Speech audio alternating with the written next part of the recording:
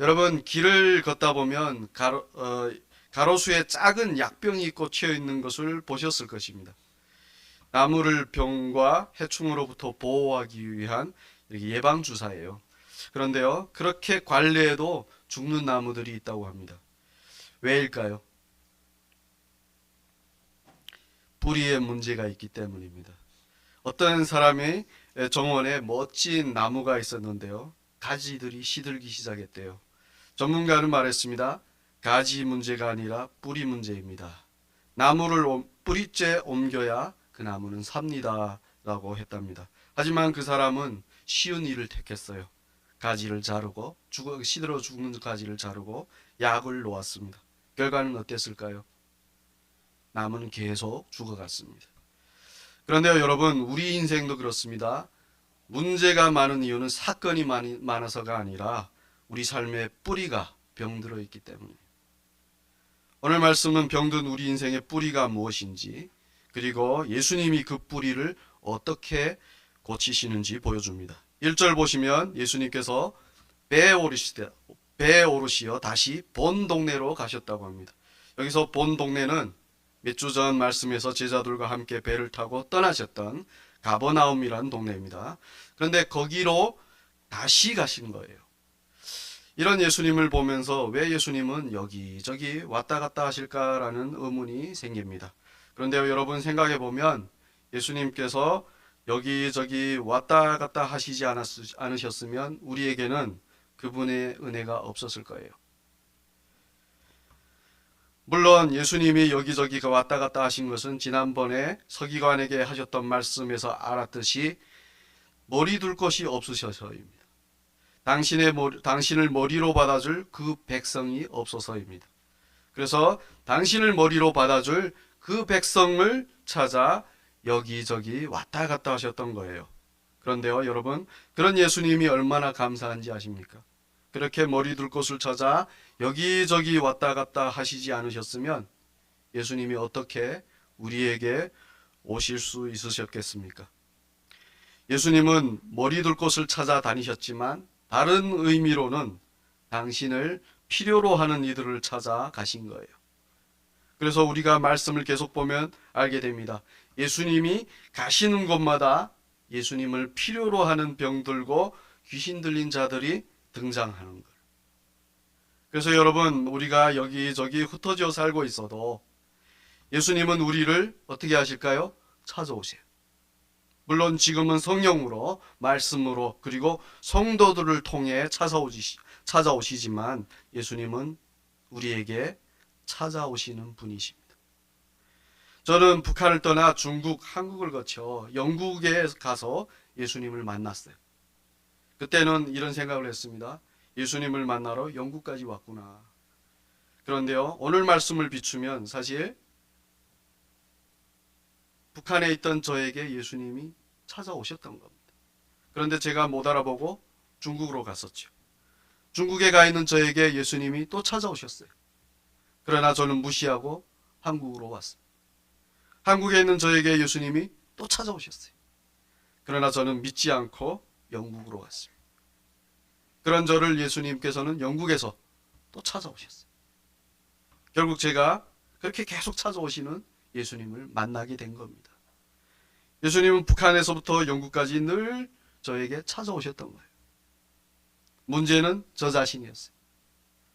결국 그렇게 찾아오신 예수님을 제가 드디어 만났다는 겁니다.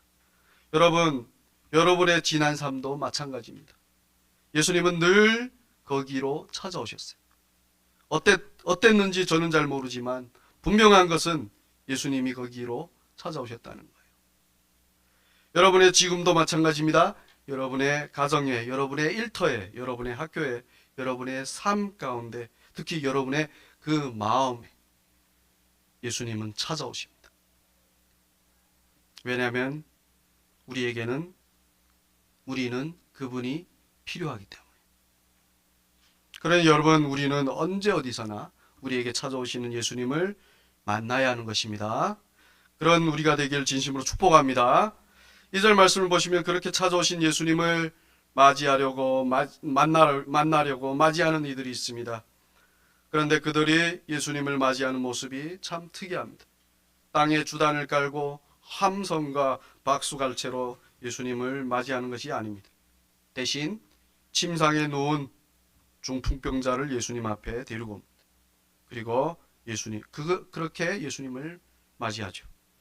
여러분, 그렇습니다. 우리가 예수님을 맞이하는 것은 화려한 환영식이 아니라 예수님, 우리는 당신이 필요합니다 로 맞이하는 거예요. 왜냐하면 예수님이 오신 이유는 바로 당신을 필요로 하는 우리를 위해서이기 때문에. 그래서 여러분, 예수님을 만나는 것을 머뭇거리지 마시길 바라요. 오늘 말씀에서 사람들이 중풍병자를 예수님께 데려온 것처럼 우리의 문제들을 들고 우리에게 오신 예수님을 당당히 만나시길 바랍니다. 지금도 그렇지만 당시 중풍병은 사람이 고칠 수 없는 병입니다. 오직 예수님만 고칠 수 있는 병이에요. 우리의 문제들도 우리가 어떻게 해봐서 안 되면 그건 오직 예수님만 해결할 수 있는 문제예요. 그러니 우리가 해봐서 안 될 때 그것을 들고 예수님께로 나아가서 그분을 만나시길 바랍니다. 그런데요, 꼭 우리의 문제만 들고 예수님을 만나라는 건 아닙니다. 때로는 우리가 문제가 없을 때도 있잖아요. 뭐 늘 있지만 우리의 문제가 없을 때는 어떻게 해야 되죠? 다른 사람의 문제를 들고 예수님께로 나아갈 수 있는 겁니다. 지난 한 주간 저희 딸이 이렇게 열이 심하게 나서 40도예요. 병원에 입원해 있었습니다. 근데 많은 성도님들이 이렇게 함께 기도해 주셨어요. 그런 겁니다. 우리에게는 너의 문제, 나의 문제 할 것 없이 모두 우리의 문제인 거예요. 그래서 다른 성도의 문제를 나의 문제처럼 예수님께 기도해야 하는 것입니다. 그러니 여러분들도 기도 부탁할 일이 있으시면 머뭇거리지 마시고 교회에 알리시길 바랍니다. 그래서 우리 함께 기도하는 겁니다. 그렇게 예수님께 문제를 들고 나가서 예수님을 만나는 것을 뭐라고 할까요? 바로 믿음이라고 하는 거예요. 여러분, 다른 게 아닙니다. 우리의 문제를 들고 예수님께 나가는 것을 믿음이라고 하는 거예요. 오늘 2절을 보시면 예수님께 그 중풍병자를 들고 온 그 사람들을 보시고 예수님이 뭐라고 하시죠? 그들의 믿음을 보시고 이렇게 얘기하시죠. 그 믿음을 보시고 예수님께서 오늘 2절에서 중풍병자에게 어떻게 말씀하시죠? 작은 자야 안심하라. 뇌의 죄 사함을 받았느니라 라고 말씀하십니다. 여러분, 그렇습니다. 믿음은요, 예수님을 찾는 것입니다. 기억하십시오. 믿음은요, 예수님을 찾는 겁니다. 예수님을 만나는 거예요. 그리고 그분께 우리의 문제를 맡기는 겁니다. 그러면 예수님은 우리에게 작은 자야 안심하여라, 내 죄 사함을 받았느니라 라고 하십니다. 그 은혜를 받는 우리 모두 되시길 진심으로 축복합니다. 여러분, 그 은혜를 받으셔야 돼요. 신앙생활 한다는 게 뭡니까? 은혜를 받아야 돼요. 그 예수님이 주시는 은혜를 받으셔야 돼요.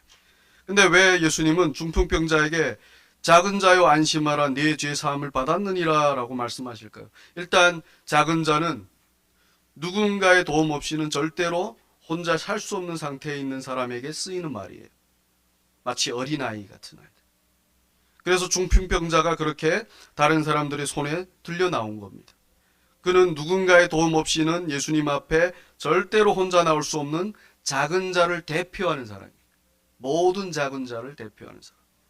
자, 그러면 그런 작은 자에게 예수님은 어떤 존재일까요? 요거 마치면 진짜 선물을 주고 싶어요. 바로 큰 자이신 거예요. 어린아이에게 큰 자가 바로 그들을 돌보는 부모인 것처럼 작은 자에게 큰 자는 바로 그들을 책임지시는 예수님이신 거예요. 자, 그러면 여러분, 우리는 어떤 자인가요? 예수님을 필요로 하는 작은 자인가요? 아니면 예수님 없이도 혼자 잘 살 수 있다고 하는 큰 자인가요? 이 대답 그냥 다 줬는데 그걸 열심히 대답을 하시네요. 잘하셨습니다. 근데요, 제가 이렇게 말하면 사람은 건강한 어른이 되면 다 혼자 잘 살 수 있다고 생각할 수도 있습니다. 하지만 이 세상에 대해서는 그럴지 몰라도 영생의 하나님 나라에 대해서는 그렇지 않습니다. 영원한 하나님 나라에 대해서는 사람이 스스로 어떻게 할 수 있는 것이 아니에요. 그 증거가 바로 죽음 앞에 선 사람의 상태인 것입니다. 죽음을 스스로 어떻게 할 수 없어서 두려워하는 그 상태예요. 그래서 예수님께서 중풍병자에게 작은 자여 안심하라 라고 하신 겁니다. 중풍 때문에 죽음을 향해 가는 자신을 놓고 어떻게 할 수 없어서 두려워하니 그렇게 말씀하신 거예요. 그래서 여러분, 하나님 나라에 대해서는 예수님이라는 큰 자를 필요로 하는, 즉 스스로 아무것도 할 수 없는 작은 자가 되어야 합니다. 누가요? 우리는 그 작은 자, 그런 작은 자가 되어야 합니다. 제가 예수님을 큰 자라고 하는 이유는 그분이 우리를 책임지고 하나님 나라로 인도하시는 분이시기 때문에 그렇게 부르는 거예요. 그런데요, 예수 그리스도를 우리를 돕는 큰 자로 여기려면 반드시 우리가 작은 자임을 아까처럼 인정해야 합니다. 여러분들 아까 다 인정하셨죠? 우리는 작은 자입니다. 하나님 나라에 대해서는 스스로 어떻게 할 수 없는 작은 자입니다 라고 우리 자신을 인정을 해야 돼요. 만약에 우리가 우리 스스로를 큰 자로 여긴다면, 또는 큰 자가 되고 싶어 한다면, 그런 우리에게는 예수님은 필요 없는 존재가 돼요. 그러면 하나님 나라로는 절대로 갈 수 없습니다. 근데 문제는요, 이 사람의 이 본성이 어떤지 아십니까? 어떻게 하나 스스로 큰 자가 되고 싶어요. 작은 자가 되는 걸 싫어합니다. 그렇잖아요. 그래서 어떻게 하나 높이 올라가고, 어떻게 하나 많이 가지고, 어떻게 하나 크려고 하는 거예요. 예수님을 필요로 하지 않는 자가 되려고 한다는 거예요. 여러분, 이거 다른 사람 얘기 아닙니다. 저의 얘기고요. 여러분의 얘기예요. 어떻게 하나 예수님이 필요로 하지 않는 그런 큰 자가 되려고 한다는 거예요. 자, 그러면 어떻게 해야 할까요? 우리에게는 반드시 진정한 큰 자이신 예수님이 있어야 하는데, 우리가 늘 그렇게 큰 자가 되려고 한다면 어떻게 해야 할까요? 여러분, 우리도 모르게 큰 자가 되려고 하거든요. 그럼 어떻게 해야 될까요? 그래서 하나님께서 이렇게 역사하시는 거예요. 큰 자가 되려는 사람을 중풍병자처럼 아무것도 할 수 없는 작은 자로 만드시는 거예요. 스스로 아무것도 할 수 없는 작은 자로 말입니다. 지난 금요일에 기도 모임을 마치고 집으로 갈 때 우리 자매님과 교제를 하다가 자녀를 위해 우리가 할 수 있는 것이 아무것도 없다는 사실을, 그래서 우리는 하나님만 바랄 수밖에 없다는 바랄 수밖에 없는 그런 작은 자라는 사실을 서로 공감했어요. 저는 요즘 아이가 아픈데 어떻게 할 수 없는 저 자신을 정말 투명하게 보았어요. 대신 아프고 싶어도 못하는 제 자신을 보니 이게 한없이 작게 여겨지는 겁니다. 그러다 보니 자연히 어떻게 할까요? 예수님만 바라는 상태가 된 거예요. 그렇습니다. 여러분, 하나님은 어떻게 하나 큰 자가 되려는 우리를 어떤 방법을 사용하시든, 그게 자녀든 그게 건강이든 그게 무엇이든 우리를 작은 자로 만드시어 큰 자이신 예수님을 절대로 믿고 의지하게 하십니다. 여러분, 이거 심각하게 들으셔야 돼요. 여러분 삶에 지금 일어나지 않는 것 같죠? 일어나지 않았다고 평안해 있지 마십시오. 반드시 일어나는 일입니다. 그렇다고 두려워하지 마십시오. 목적이 뭘까요? 예수님을 믿고 의지하게, 그분만 믿고 의지하게 하시기 위해서. 왜일까요? 그렇게 하는 것이 바로 우리의 복이기 때문이에요. 작은 자가 되어 큰 자이신 예수님을 믿고 의지할 때 영원한 하늘나라에 속하는 그 축복을 받기 때문입니다. 자, 2절 말씀을 다시 보십시오. 예수님께서 작은 자여 안심하라 하시고 뒤에 뭐라고 하시죠? 내 죄 사함을 받았느니라. 사람은요, 죄 때문에 하나님 나라에 갈 수 없다고 합니다. 그런데 그 죄를 예수님께서 사해 주시니 하나님 나라에 갈 수 있게 되는 게 아니겠습니까?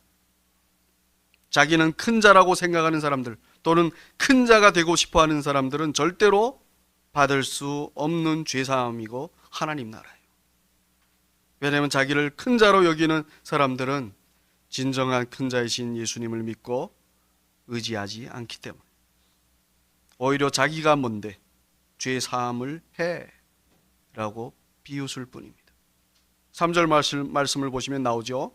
서기관들, 요즘 말하면 목사나 신학자들 정도 되는 사람들인데요, 이 사람들이 죄사함을 말씀하시는 예수님을 뭐라고 정죄하죠? 신성모독한다고 합니다. 신성모독은 사람을 모독한다는 말인데요, 죄사함은 신성모독은 하나님을 모욕한다는 말인데요, 이게 죄사함은 하나님만 하실 수 있는데 사람인 예수님이 그 죄사함을 하시니 그렇게 말하는 거예요. 서기관들은 그런 예수님이 자신을 하나님과 동급으로 여기는 신성모독을 한다고 생각을 한 거예요.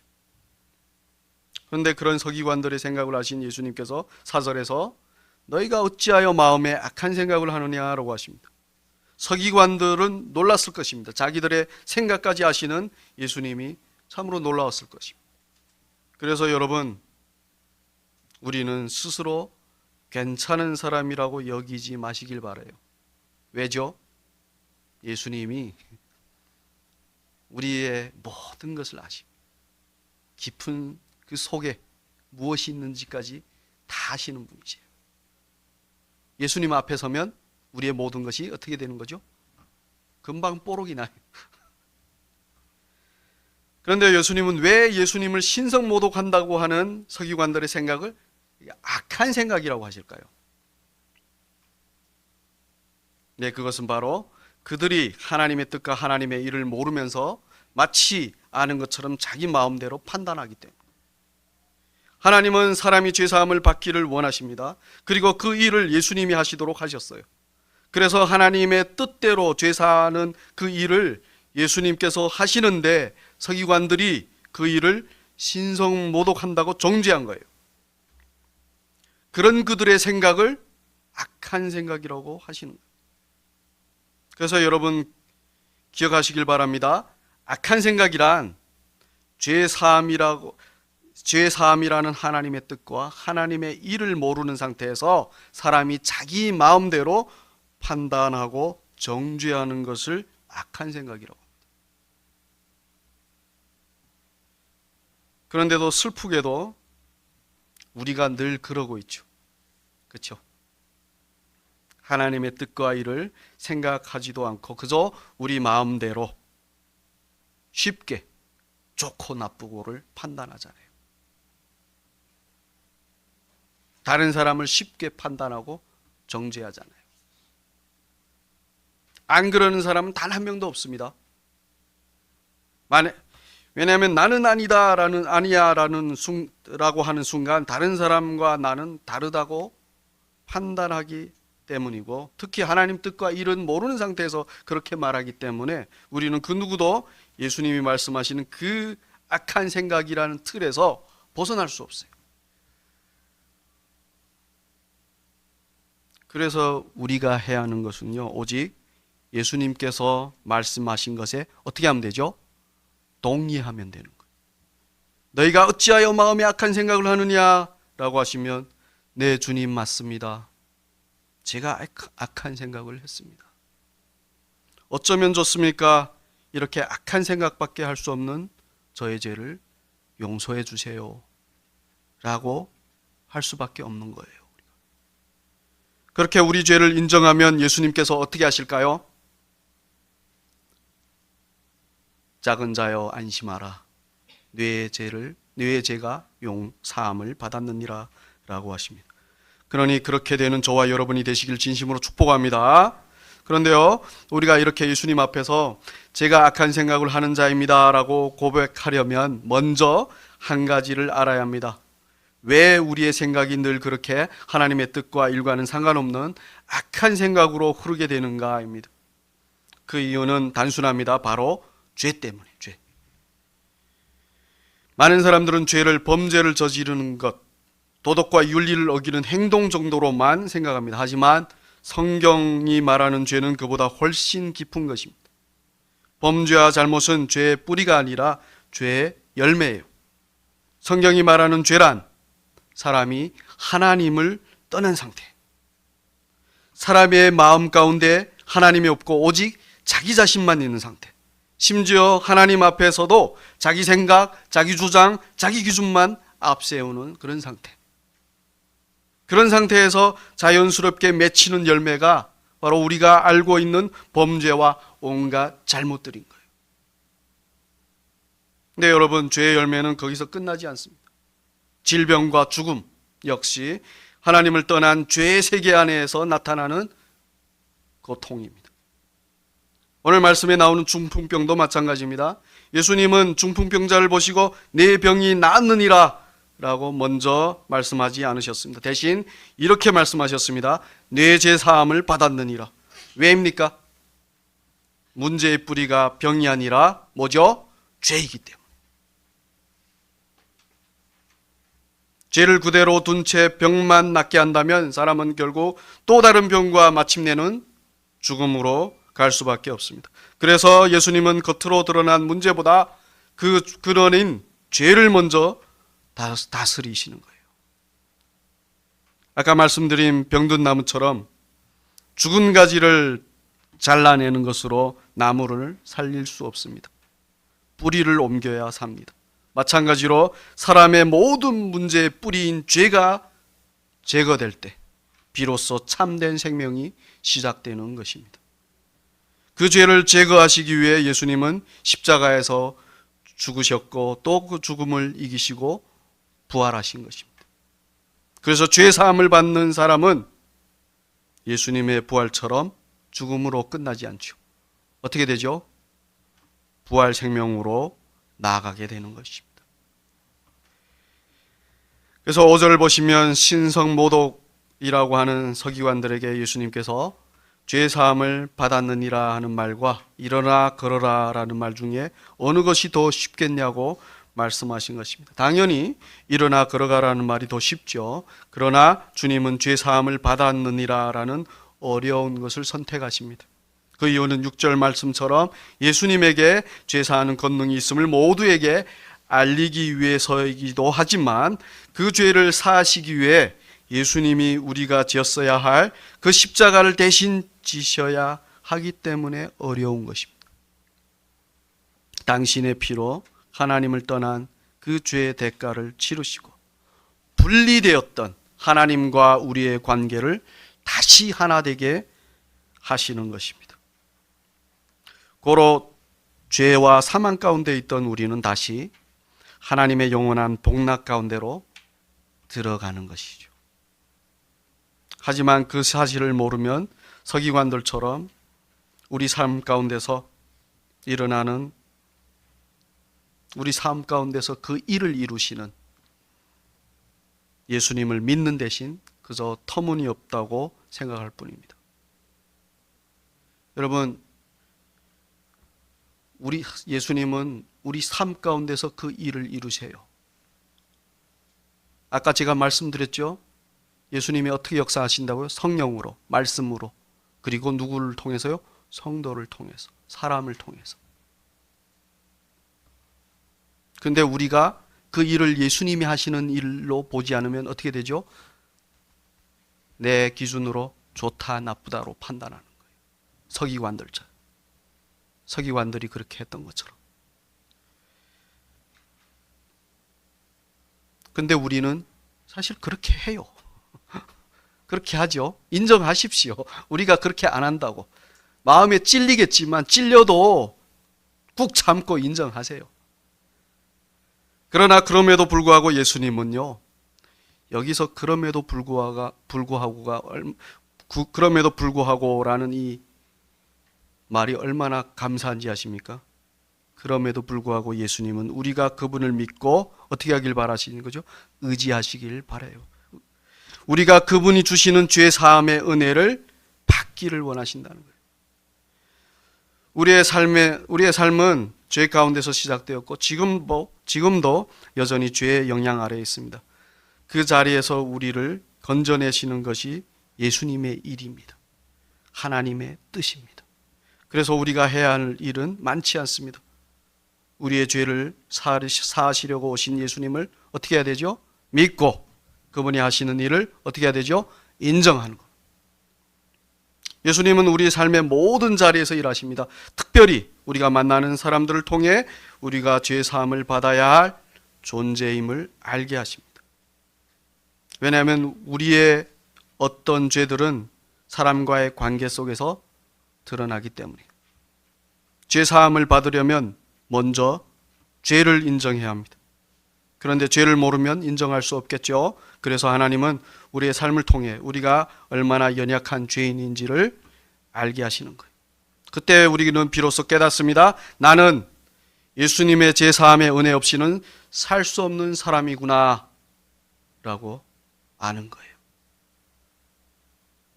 그러므로 여러분, 우리 삶 가운데 일어나는 문제들을 통해 다른 사람의 잘못을 따지기보다 나 자신의 문제를 보시기 바랍니다. 그럴 때 우리는 오늘 말씀의 중풍병자처럼 예수님이 주시는 죄 사함의 은혜를 실제로 경험하고 누리게 될 것입니다. 그리고 중풍병자가 일어나 걸어가자 사람들이 하나님께 영광을 돌렸던 것처럼 우리 역시 그 은혜로 말미암아 하나님께 영광을 돌리는 삶을 살게 될 것입니다.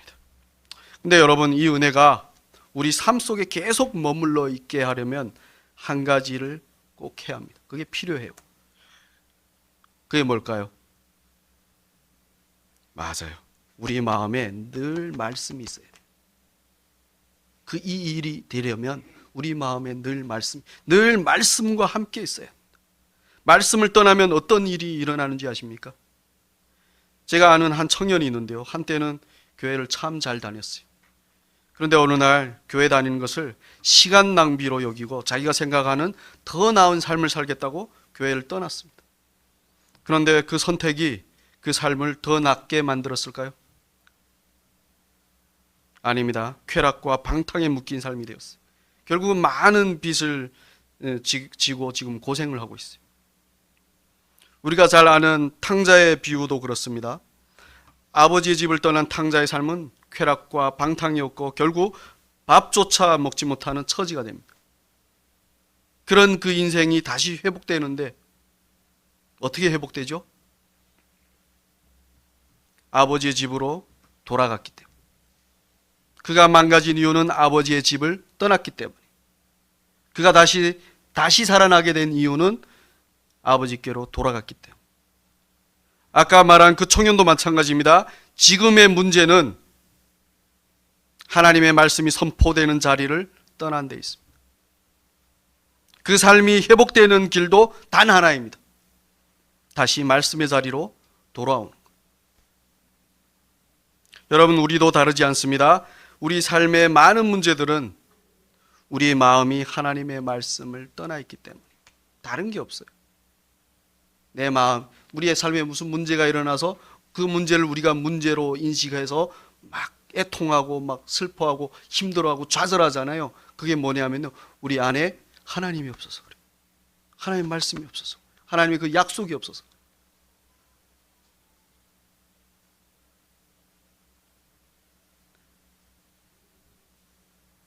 그러나 우리 삶이 다시 그 은혜로, 그 축복으로 가득한 삶이 되려면 오직 한 가지, 우리의 마음이 다시 하나님의 말씀으로 돌아가는 거예요. 그럴 때 우리 안에는 예수 그리스도의 죄 사함의 은혜가 충만해질 것입니다. 우리는 이 말씀을 깊이 실제로 경험하게 될 것입니다. 우리가 하나님의 그 말씀 가운데로, 여러분 잘 기억하십시오. 하나님의 말씀으로 다시 돌아올 때 이 은혜를 여러분들은 반드시 경험하게 됩니다. 작은 자여 안심하라. 뇌 죄 사함을 받았느니라. 이 은혜로 충만한 우리 모두 되시길 주님의 이름으로 진심으로 축복합니다.